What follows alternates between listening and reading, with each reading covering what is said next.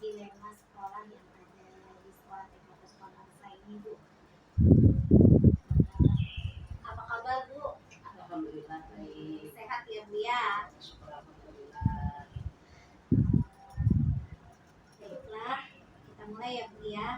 Yang pertanyaan satu, apakah Ibu sering mengalami dilema etika selama menjabat kepala sekolah di TK Puspa Bangsa ini, Bu? Dimanapun pasti ada yang dilema. Di sini juga ada yang pasti mengalami dilema. Pasti ada dilema, Bu ya, di setiap sekolah. Baiklah, yang kedua, apa Ibu bisa menceritakan sedikit tentang dilema di sekolah ini, Bu? Yang paling utama bagi saya untuk yang dilema di TK Puspa Bangsa saya sebagai kepala sekolah, masalah etik. Masalah etik itu yang terasa. Bu ya, jadi IT yang khususnya guru ya, Bu ya. Juga kepala sekolah bapaknya yang guru sekolah, alhamdulillah karena usia masih muda, kayaknya bisa aja mengikuti IT. Untuk dilema atau kasus IT yang dialami kepala sekolah pada khususnya, Bu ya, apakah ada langkah-langkah lain untuk mengambil keputusan tersebut? Yang untuk IT yang membantu saya selama di sini teman sejawat. Alhamdulillah dari teman-teman banyak menguasai tentang IT. Jadi kan pelan-pelan untuk belajar, pelan-pelan untuk mengikuti IT dengan bantuan teman-teman sejawat, guru-guru semuanya. Jadi ada langkah-langkahnya untuk mengambil keputusan tersebut, Bu ya. Terus apa yang menjadi tantangan yang terpenting dalam mengambil keputusan tersebut, Bu?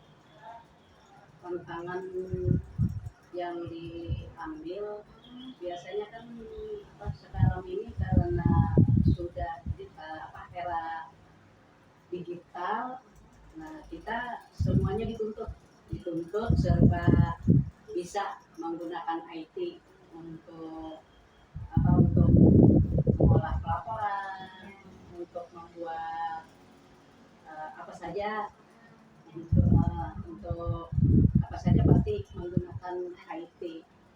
Jadi itu tantangan yang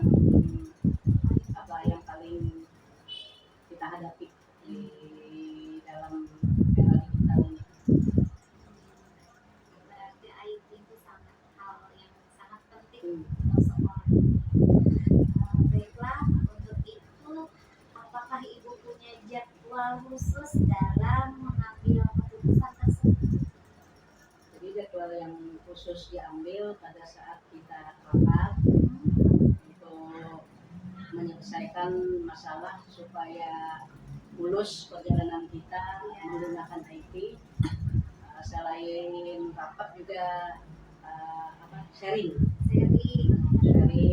sama teman-teman, kemudian saling membantu supaya bisa melakukan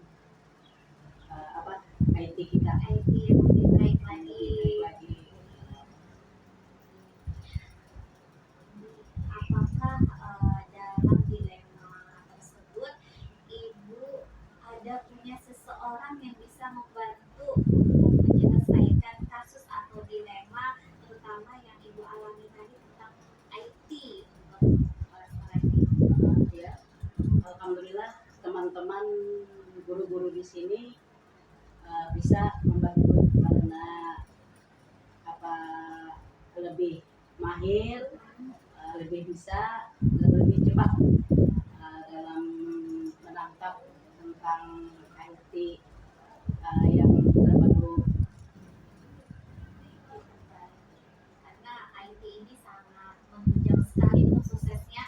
suatu sekolah Bu ya, terutama sekolah kita di sini adalah sekolah pendidikan anak usia dini. Baik, mungkin hanya itu saja yang saya tanyakan Bu Saidah. Terima kasih atas waktu dan tempatnya. Doakan sukses selalu juga untuk Bunda Saidah, sehat selalu dan sukses juga untuk jenjang karir ke depannya. Jadi selamat siang, assalamualaikum warahmatullahi wabarakatuh.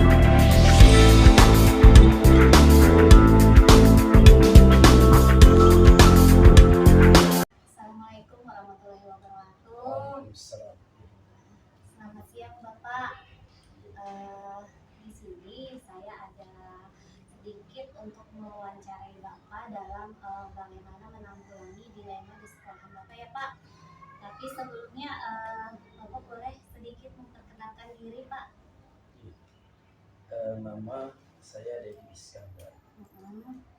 dan kebetulan saya menjabat sebagai kepala sekolah Kepala sekolah di mana ya Pak? di Madrasah Ihya Ulumuddin. Terima kasih sekali Bapak Ustadz Dedi yang telah meluangkan waktunya pada hari ini untuk bagaimana kita menanggapi dilema yang ada di sekolah Bapak ya Pak. Baik, kita mulai saja.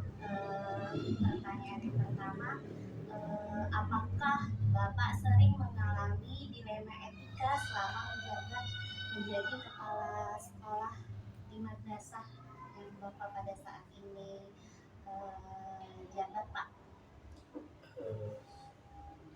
Kayaknya ya hampir semua sekolah mungkin pasti ada ya, mengalami dilema etika ini. Tapi ada yang berat, ada yang ringan. Kalau di tempat kami sih ringan-ringan saja.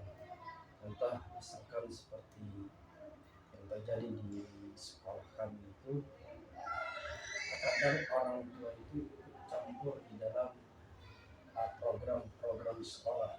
Sebenarnya bagus sih, tapi kalau dia ikut di dalam rapat atau memberi masukan ketika rapat, tapi ini ketika pembelajaran berlangsung, orang tua itu ada jenuh-jenuh seolah Iya Pak. ada yang kadang memberi masukan kepada guru. Memang bagus sih. Tapi sebenarnya kalau misalkan anaknya sudah diletakkan ke sekolah itu sudah tanggung jawab warga sekolah. Iya Pak. Ya boleh lah memberi masukan, tapi dia harus ikut nanti ketika ada rapat bersama seluruh dewan guru dan juga rapat dengan kepala sekolah dan juga warga sekolah lain seperti komite kan. Dia nggak ikut rapat tidak, tapi malah memberi masukan, malah mengatakan guru mengajar ini salah, yang benar itu seperti ini, itu seperti itu ya, terjadi di saat ini kami ada. Berarti ada dilema ya Pak ya. Ya di di dalam sekolah. saat ini itu yang kami hadapi. Tapi ringan saja ya Ringan, Pak ya. dan itu bisa diatasi. Baik, tadi salah satu kasus yang ada di sekolah Dan terjadi salah satu guru yang mengajar dengan keras, itu orang tuanya ikut gitu. Dan gurunya merasa ganggu, lapor ke dengan saya merasa. jadi guru merasa canggung dalam mengajarnya Iya. ya Pak ya. Terus dalam kasus tersebut apakah ada langkah-langkah lain untuk mengambil keputusan tersebut Pak? Maksudnya untuk mengatasi Dilema tersebut. memang ada sih langkah-langkah harus yang kami siapkan. Pertama kan kami rapat dulu sudah dewan guru sepakat bahwa apapun yang terjadi itu harus ini kita harus corong gitu. Dan apapun yang terjadi masukan dari orang tua atau apa itu nanti kita panggil rapat. Dia harus tahu program kita, dan ketika orang tua meletakkan anaknya di sekolah kita itu sudah otomatis dia harus berserah penuh. Boleh sih memberi masukan nanti ketika rapatnya, itulah ketika rapat itu bagaimana kami mengantisipasi masukan yang bagus dari orang tua, bagaimana cara mengatasinya, itu yang kami Langkah pertama kami rapat dengan seluruh dewan guru, minta masukan dari komite, juga membentuk pos persatuan orang tua siswa gitu, agar nanti orang-orang apa wali murid itu dia harus melalui pos dulu kalau mau ke sekolah. Kalau ingin memberi masukan ada posnya dulu untuk memberi masukan ke sekolah, tidak langsung memberi ke guru. Iya. Jadi ada beberapa Ada aturannya, aturan aturan dalam tertentu. Artinya kita tidak sembarangan. Iya. Karena kita kan niat guru pasti mendidiknya, ingin selalu terbaik kepada siswanya. Artinya sebagai orang tua kita mengatakan kita harus menyerahkan walaupun tidak sepenuhnya, tapi kalau di sekolahan itu sudah punya guru, adab kita sebagai orang tua menyerahkan tawakalnya dengan seorang guru. Artinya kita sebagai orang tua tidak boleh ikut campur dengan apa yang sudah terprogram di sekolahan. Boleh ikut campur nanti silakan di rapat Di atau forum apa rapat di ya, forum Pak, ya. rapat. Jadi apa yang menjadi tantangan penting dalam mengambil keputusan tersebut, Pak? Kira-kira. Tantangan yang terpenting sih bagi saya, intinya segala sesuatu yang terjadi itu tidak diambil langkah sendiri, tapi kita harus sama-sama harus minta pendapat dengan guru ini, dengan ini, terus siapa lagi yang berpengaruh yang bisa memberi masukan, kita ramu di situ untuk mengatasi hal tersebut. Artinya tidak pemikiran kita sendiri, tidak berbuat dengan apa yang kita lakukan sendiri, tapi dengan berjamaah, dengan bersama-sama, yang mudah-mudahan segala itu yang asalnya berat jadi ringan ya. Iya, Pak. Jadi kita harus ada kolaborasinya, Iya, Pak, harus antara kolaborasi. guru, warga sekolah maupun orang Iya. tua. Terus apakah Bapak mempunyai jadwal khusus dalam mengambil keputusan dilema tersebut, Pak? Saya sebenarnya kalau yang di madrasah itu minimal 1 bulan itu 1 kali rapat minimal. Iya. Tapi kalau urgent bisa 1 sampai 2-3 kali. Kalau bersama orang tua itu paling tidak 3 bulan sekali harus ada pertemuan dengan orang tua. Itu paling tidak 3 bulan sekali. 3 bulan sekali. Berarti sudah terprogram, Pak, Iya. sebelumnya. Jadi mungkin dengan itu bisa terselesaikan kasus-kasus yang ada di sekolah. Ya. Terus apakah Bapak ada punya seseorang yang bisa membantu untuk menyelesaikan dilema atau kasus-kasus yang ada di sekolah Bapak, Pak, yang selama ini yang Bapak hadapi?